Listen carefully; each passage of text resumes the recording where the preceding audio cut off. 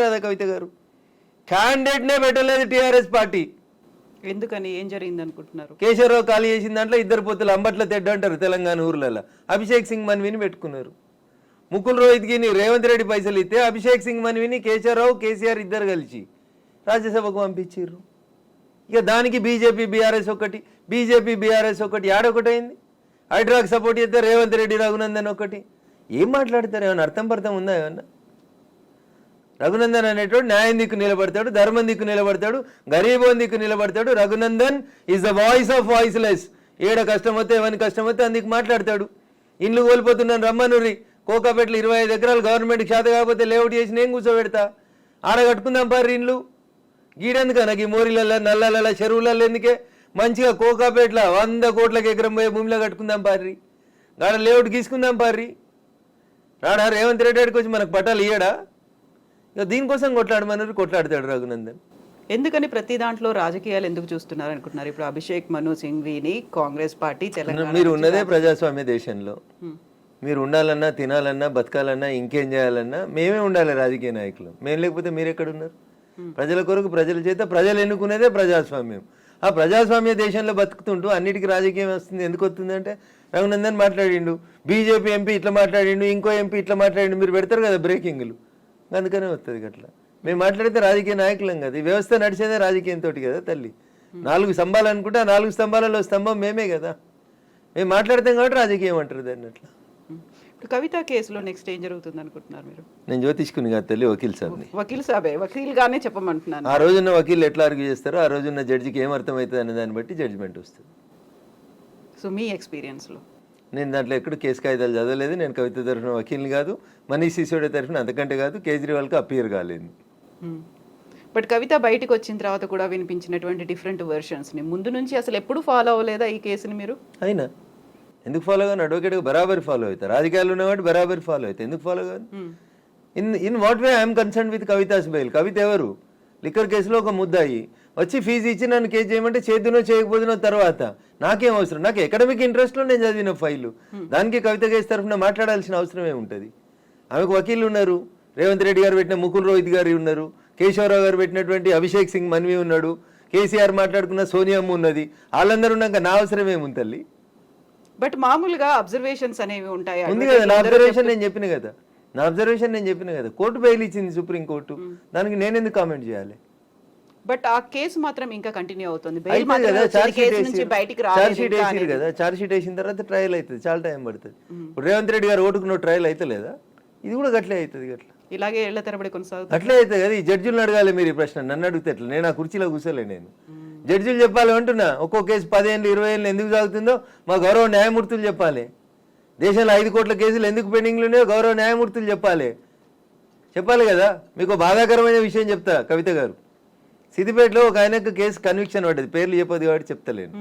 సిద్దిపేట ప్రాంతంలో ఒక ఆయనకి ఆ జిల్లా కోర్టు లైఫ్ కన్విక్షన్ ఇచ్చింది, 50 జీవిత కారాగార శిక్ష ఇచ్చింది. ఆయన నాసంటి వకీల్ని పెట్టుకొని హైకోర్టులో కేసు ఆర్గ్యూ చేసుకున్నాడు. హైకోర్టు కేసును కొట్టేసింది, ఆయన నిర్దోషి అని ప్రకటించేసి జడ్జిమెంట్ ఇచ్చింది. జడ్జిమెంట్ ఇస్తే ఈ జడ్జిమెంట్ కాపీ తీసుకొని కోర్టు వాళ్ళు జైలుకు పోయారు. ఈ జడ్జిమెంట్ కాపీ జైలుకు రీచ్ అయ్యే 3 రోజుల ముందు ఆయన చచ్చిపోయిండు కవిత గారు. ఎలా? ఆరోగ్యం బాగలేదు, చచ్చిపోయిండు. 6 ఏళ్ళు జైలు నుండి చచ్చిపోయిండు కవిత గారు. ఎవరు నష్టపరిహారం ఎవరిస్తారా కుటుంబానికి? కింది కోర్టు శిక్ష వేసింది, పై కోర్టు 4 రోజులలో తీర్పు చెప్తే అయిపోతుంటుండే కదా. ఈయన 6 ఏళ్ళు భార్య పిల్లలతో ఉండేటోడు కదా. 6 ఏళ్ళు ఆయన జైలు ఉన్న తర్వాత కేసీని నువ్వు జడ్జిమెంట్ ఇచ్చినావు. ఏం న్యాయం జరిగింది మీ లాట్ అని అడుగుతున్నా నేను, పేదోని గొంతుకగా. జరగాలనే వద్దా? ఆ భార్య పిల్లలు ఎవడు అడుగుతాడు? మీకు ఇంకా దరిద్రం చెప్తా. ఆయన జైలు ఉన్నప్పుడు పనిచేస్తే ఆయనకు జీతం ఇచ్చిర్రు. ఆయన చచ్చిపోయినాక జీతం పైసలు డీడీఓ చెక్కో ఇంటికి పోయింది. ఇంటికి పోతే ఆ పోస్ట్ మ్యాన్ ఏమంటాడో తెలుసా? ఈ పేరున్న ఆయన లేడు కాబట్టి ఈ చెక్కు వాపసు పోతుంది అంటాడు. అంటే ఇప్పుడు ఈయన చచ్చిపోయినా మళ్ళీ తీసుకురావాలి నా చెక్కు కోసం. ఇది మన వ్యవస్థలో ఉన్నటువంటి లోపాలు. ఇవి వీటిని సరిదిద్దాలని ఆసంటి వాళ్ళు గొంతెత్తుతున్నాం కదా. Justice delayed is justice denied అనే మాట మనం ఎప్పటి నుంచో. ఈ కేసులో ఇది ప్రత్యక్షంగా 4 రోజుల క్రితం అన్ని పేపర్లలో రిపోర్ట్ అయింది. ఒక్కరు కూడా మాట్లాడారు దీంట్లో. ఒక పేపర్ మాట్లాడేది, ఒక టీవీ ఛానల్ మాట్లాడేది.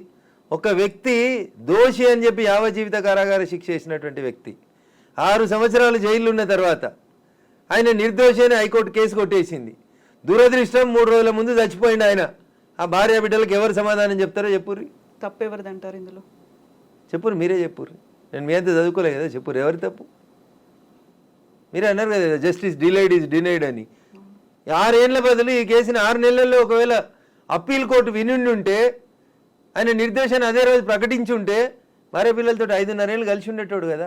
ఇట్లాంటి వాళ్ళు ఎన్ని లక్షల మంది ఉన్నారనుకుంటున్నారు దేశంలో? 5 కోట్ల కేసులు పెండింగ్ లో పెట్టింది కదా కోర్టులో. దేశంలో ఉన్నటువంటి అన్ని న్యాయస్థానాలలో 5 కోట్ల కేసులు పెండింగ్ ఉన్నాయి. నేను 2 చేతులు జోడించి మా గౌరవ న్యాయమూర్తులందరికీ కూడా మిలాడ్ అని చెప్తాం, ఓ కనబడే దేవుడా అని చెప్తాం. అయ్యా కనబడే దేవుళ్ళారా ఇట్లాంటివి డిస్పోజ్ చేయండి అంటున్నా, మాట్లాడిండ్రి అంటున్నా. మాట్లాడక మౌనమునులాగా ఉంటే, మౌనంగా ఉన్నటువంటి ఒక మేధావి యొక్క మౌనం ఈ దేశానికి దరిద్రం చేస్తుంది. అరే మీరు పెద్ద పెద్ద చదువుకున్న వాళ్ళు మిలాడ్ అంటున్నాం మేము మిమ్మల్ని. మిలాడ్ ఓ కనబడే దేవుడా అంటున్నాం. ఆ కనబడని దేవుడు న్యాయం చేస్తాడో ఏడగారు, ఈ కనబడే దేవుడిని న్యాయం చేయమని అడుగుతున్నాం కదా. చెరువులు కుంటలు కబ్జా చేసిన వాళ్ళని ఉరి తీయాలని చెప్పాలి కదా జడ్జిలు.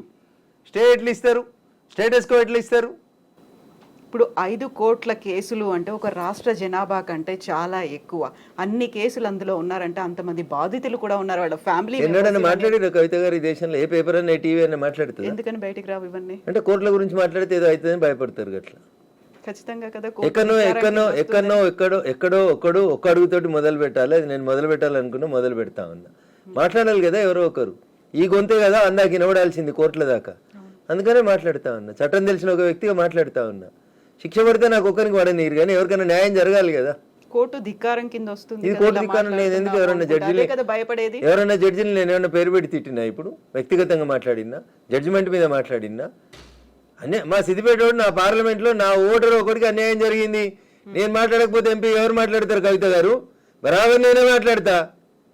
పంపని జైలుకి ఏమవుతుంది? పంపని తల్లి, భయపడేది ఏముంటుంది అందులో? ఇంత 5 కోట్ల కేసులు పెండింగ్ లో ఉన్నాయి అనుకున్నప్పుడు ఫాస్ట్ ట్రాక్ కోర్టులు రావాలి, ఇంకేదో ఫ్యామిలీ కోర్టు రావాలి. వచ్చినాయి, ఫ్యామిలీ కోర్టు వచ్చింది, ఫాస్ట్ ట్రాక్ కోర్టు వచ్చింది, అన్ని సరిపోవట్లేదా ఇవన్నీ? సో ఓపెన్ గా చట్టం తెలిసినటువంటి ఒక వ్యక్తిగా కోర్టుల గురించి ఈడ మాట్లాడడం కరెక్ట్ కాదేమో కవిత గారు. ప్లాట్ఫామ్ వచ్చినప్పుడు తప్పకుండా మాట్లాడతారు. సాధ్యమైనంత స్పీడీగా జస్టిస్ రావాలి. మీకు ఒక ఉదాహరణ చెప్తా తల్లి. ట్రంప్ అమెరికా అధ్యక్షుడు ఉన్నప్పుడు లైంగిక ఆరోపణలు వచ్చినాయి, లేదా బిల్ క్లింటన్ ఉన్నప్పుడు వచ్చినాయి అనుకోండి. అమెరికాలో ఆయన అధ్యక్షుడు ఉన్నప్పుడే ట్రయల్ అయిపోతుంది, కేసు అక్విటల్ అని అవుతుంది, కన్విక్షన్ అని అవుతుంది. ఈ దేశంలో ఒక్క కేసు అన్నట్లు అయిందా కవిత గారు? రేవంత్ రెడ్డి గారు ఓటుకు నోటు కేసు ఎప్పటి తల్లి? 2015-16. ఇలా ఏడున్నాం, 24లో ఉన్నాం. ఇంకెప్పుడు అవుతుంది అది? మీ పిల్లలు పెద్దోళ్ళ స్కూల్ కోడ్ అందే కాలేజీకి పోయినాక అవుతుంది అది. అట్లా ఈ మాట్లాడాలా వద్దా? నేను మాట్లాడొద్దా? నిజంగా మాట్లాడుతున్నాను, మరి మాట్లాడితే బాధ ఎందుకు? 100 మంది నిందితులు తప్పించుకున్న ఒక్క అమాయకుడు శిక్ష పడొద్దు అనుకున్నప్పుడు 5 కోట్ల మందిలో బోల్డ్ అంత మంది వాళ్ళ అమాయకులు అయ్యి ఉంటారు కదా, వాళ్ళ ఫ్యామిలీ మెంబర్స్ ఉంటాయి కదా, ఏళ్ల తరబడి కోర్టులో పెండింగ్లు అనేవి ఉన్నాయి అనుకున్నప్పుడు who has to pay that? Ayesha Meera case విన్నారనుకో. ఎగ్జాక్ట్లీ, అవును. సత్యంబాబు ఎవరినో ఒకరిని కన్విక్షన్ చేసిరు, పంపించేసిరు, అంతా అయిపోయింది. 6 ఏళ్ళు 8 ఏళ్ళు వాళ్ళ అమ్మ తిరిగి చెప్పులు అరిగినాయి, కాళ్ళు అరిగినాయి, అన్ని అరిగినాయి. ఆఖరికి సత్యంబాబు నిర్దోషాన్ని హైకోర్టు విడుదల చేసి నష్టపరిహారం కూడా చెల్లించారు. అంటే ఏంది? మీ ఇష్టం ఉన్న వాళ్ళని జైలు ఎత్తారు, మీ ఇష్టం ఉన్న వాళ్ళకి శిక్ష ఎత్తారు, మీకు నచ్చితే నష్టపరిహారం, నచ్చకపోతే శవాలను ఇంటికి పంపిస్తామంటే ఏంది కవిత గారు? అది కూడా చాలా జవాబుదారితనం లేదా? అంత ఈజీ జరగలేదు. జవాబుదారితనం లేదా? ఒక రాజకీయ నాయకులకి 5 ఏళ్ళకి ఒకసారి జవాబుదారితనం, కానీ టీవీ వాళ్ళకి, పేపర్ వాళ్ళకి, లేకపోతే అక్కడ కూర్చుండే జడ్జిలకు జవాబుదారితనం ఉండొద్దా? నేను ఒక్కనే ఎందుకు రెస్పాన్సిబుల్? మీరెందుకు ఉండొద్దు రెస్పాన్సిబుల్? 4th ఎస్టేట్ అని చెప్పుకున్న మీడియా ఎందుకు రెస్పాన్సిబుల్ ఉండదు? సిద్దిపేట సంఘటన గురించి ఎందుకు మాట్లాడారు? ఎందుకు చూపెట్టారు టీవీలలో? ఈ హృదయ విదారకర సంఘటనలు చూపెడతానన్న జడ్జిల మనసు కరుగుతుందని ఎందుకు అనుకోరు మీరు? వాళ్ళకి తెలియదు అంటారా ఇలాంటి జరుగుతున్నాయి అనేది? తెలియదనే కదా, ఇప్పుడు తెలియదనే కదా నాసంటోడు మాట్లాడడం మొదలుపెట్టింది, తెలియాలనే కదా మాట్లాడుతూ ఉంది. హై ప్రయారిటీ కేసులని, లంచ్ మోషన్ పిటిషన్లని అప్పటికప్పుడు తీసుకొని ఇమ్మీడియట్ గా వస్తుంటాయి కదా జడ్జిమెంట్లు అనేవి. దురదృష్టకరం. ఇంతకంటే ఎక్కువ మాట్లాడడం నాకు కూడా ఇష్టం లేదు. ఆ లంచ్ ఏందో, ఆ మోషన్ ఏందో నాకు తెలియదు. ఇన్కన్వెన్షన్ పొద్దుగాల 6 గంటలకు గులగొట్టుడు మొదలుపెట్టిరు, జేసీబీలు ఇటాచీలు పెట్టి. 2 గంటలకు లంచ్ మోషన్ ఏముంటుంది కవిత గారు? 6 గంటలకు మొదలైంది, 2 దాకా ఏమైనా మిగులుతుందా? అప్పుడు దాన్ని వినాలేందుకు, పిటిషన్ని చేయాలేందుకు? ఏ రకమైనటువంటి మెసేజ్ పోతుంది సమాజానికనే దయించి గౌరవ న్యాయమూర్తులు ఆలోచించుకోవాలి.